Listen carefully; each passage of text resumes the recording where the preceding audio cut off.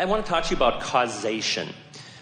If I take an action and a person or a group of people witness that action, it can be said, I caused something to happen. I claim that I did it, people witnessed me doing it, and it happened. But once you get away from something that immediate and direct, it seems to get fuzzy, whether you're talking about diet or behavior or anything else. So can you close that gap as it relates to causation when something is so obvious that I did, but then if I do something really obvious like smoke cigarettes and get lung cancer, they could say, well, your smoking caused that. But that's not what I understand is kind of the truth of it all. Well, we can clear this up easily. It will just take a while. Actually, everything that you know will make this very simple for you to understand. And it's a wonderfully leading edge, focused question. So this is going to be fun. We liked the words that you chose because you said, if I cause something. And you were speaking of some action, some involvement, maybe a traffic accident or hitting someone over the head with an umbrella, or if I do something that others witness, then I caused it and others witnessed what I did. But we want to say that the creation started long before your action. The creation started in the thought process because law of attraction has been gathering the momentum. So the causation was far before the action.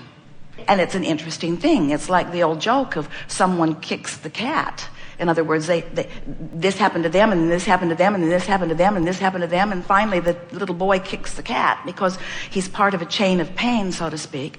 But there is a chain of causation. Let's just put it in that way. And it all starts with thought.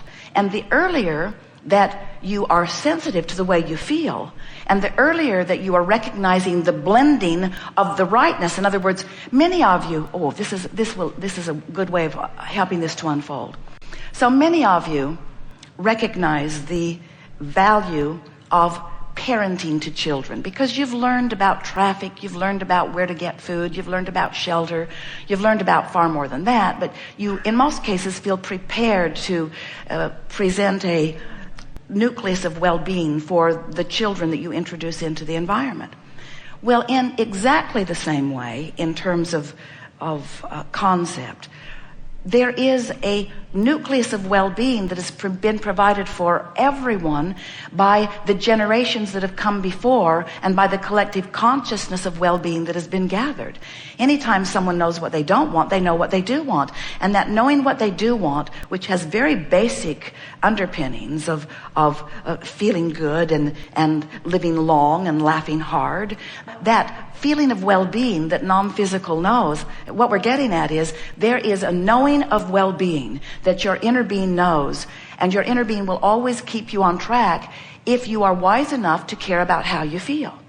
So let's say you've been having thoughts about whatever, and the thought, because it isn't critical and because it doesn't cause you a lot of pain, you continue with the thought, and in the continuation of that thought, the causation begins. Now, we want to use the word causation, we like it, in conjunction with causing a vibration within me that sets a momentum in motion.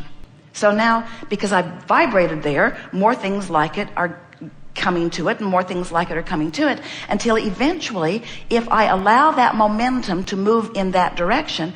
Now, if it's a momentum that is moving in the direction of all the sources discovered, so it's uplifting and it's exhilarating, then when that causation occurs that you're talking about, that in the moment thing that others are witnessing, there's a reveille in it, there's a revelation in it, there's an exhilaration in it, and you are revered for the positive contribution that you've made. But if it is a negative momentum that results in a negative causation that others are frowning when they see or hurting when they witness it, then all that has happened is that the momentum proceeded, you didn't catch it early enough, and so the manifestation occurred. Now, clear enough, yes?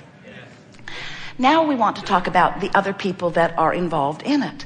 You see, no one witnesses anything that they are not a vibrational match to.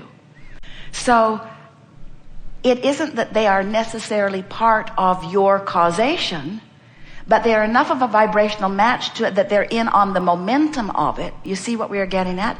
They're part of the creation of it. And as creators on this planet, you are all much more intricately involved in your economics, even in the weather patterns of your planet. In other words, everything that is happening around you as a people on this planet, you are all more involved in than any of you want to believe, because you're all watching, not all, but you're watching the news, you're aware of current events, you're talking to one another, you have these things active within your vibration, and so you are all part of all of that. Now, what we would do if we were standing in your physical shoes, we wouldn't let this twist our brain into a knot, because we can see how it might. In other words, every thought is part of something that will get bigger and cause more. And we say, yes, yes, of course it is. It must be that way.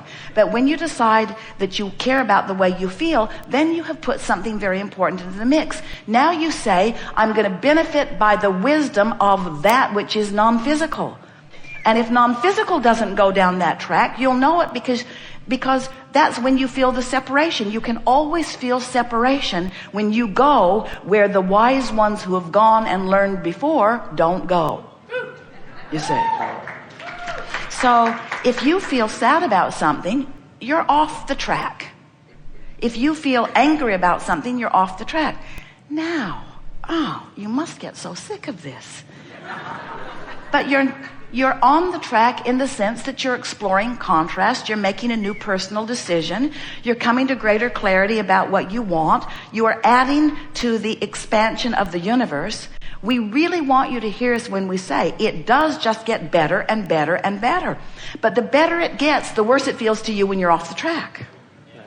The better the collective consciousness, the better that Source feels, and is Source ever feeling good these days? The better that Source feels, the more you really owe it to yourself. And we mean that in every literal sense. The more you owe it to yourself, and only to yourself, the more you owe it to yourself to line up with that understanding. But here, doesn't it just feel wonderful to you to realize you've got the backup of Source, who's eager for you to get out there and find something new to be happy about? And that in the finding something to be unhappy about is the surest way to find something to be happy about. And then you get the benefit of the new discovery along with all of the resources of Source, letting you know that there has been a contribution, a major contribution every time to expansion. Okay. Next question relates to translation of success. In my life... Joy, next.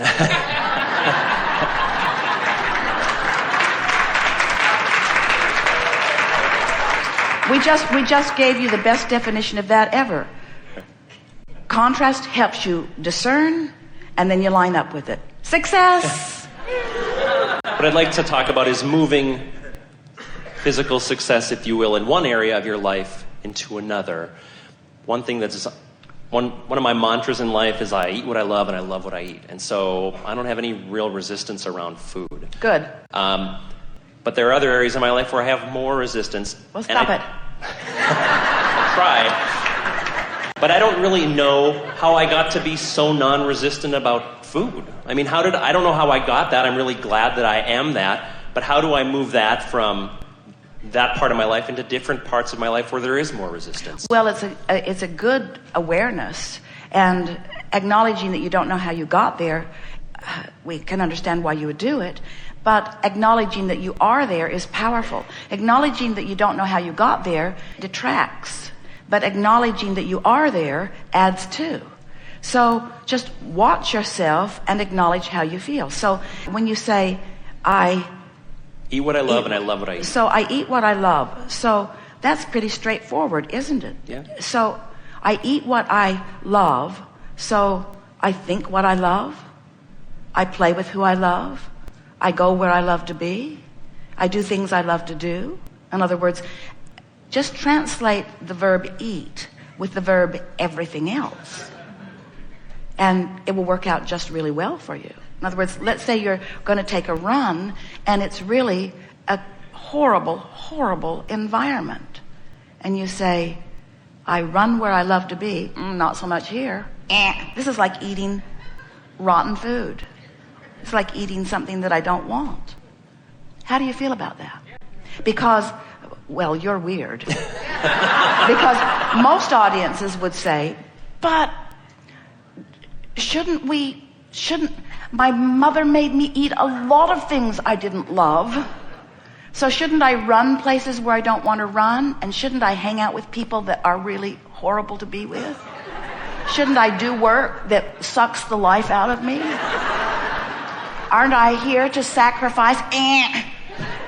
So however you came to it, good for you for coming to it. Now apply it to everything else. Everything else. Everything else. All right. Thank you very much. Always good to be here.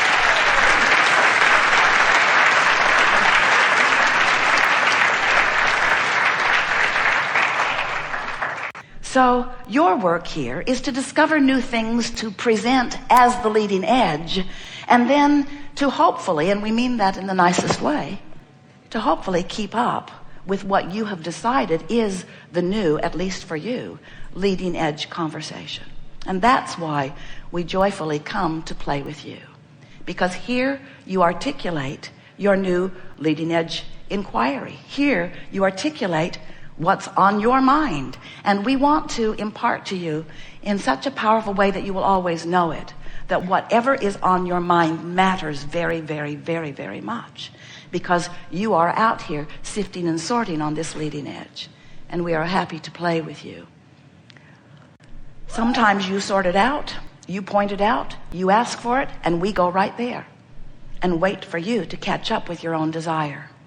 Such an interesting thing.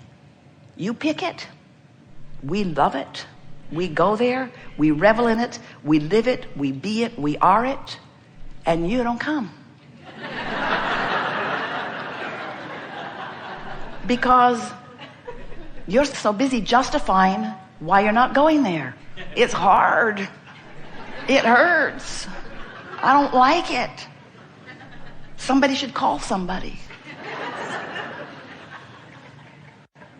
You've been listening to us for a while, and you get it, that your emotions are your indicator of how blended you are with that source energy or not. But still, it's easy to let your emotions run away with you. And we want to say that it's not your emotions that are running away with you. It's the specifics of the unwanted. And if you want to point blame at that, we'll help you. It's law of attraction's fault. Because law of attraction will serve up to you what you've been thinking about. Esther hates law of attraction. She thinks it sucks. Not really, but it's so interesting to get hold of a thought, and even though it doesn't feel good, to proceed anyway. Because the proceeding is easier than the withdrawal from it, because there's momentum in the proceeding. And we want you to care so much about the way you feel that if it doesn't feel good, you don't proceed. But you haven't trained yourself that way. In school, they say, it doesn't matter how you feel, do this instead. And as little ones, you say, what? You've got to be kidding. This can't possibly be right. And it isn't.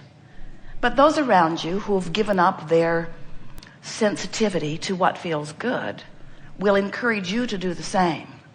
And you have to reach this really broken and dysfunctional place where you come to seminars like this, where we talk you back into the light, you see.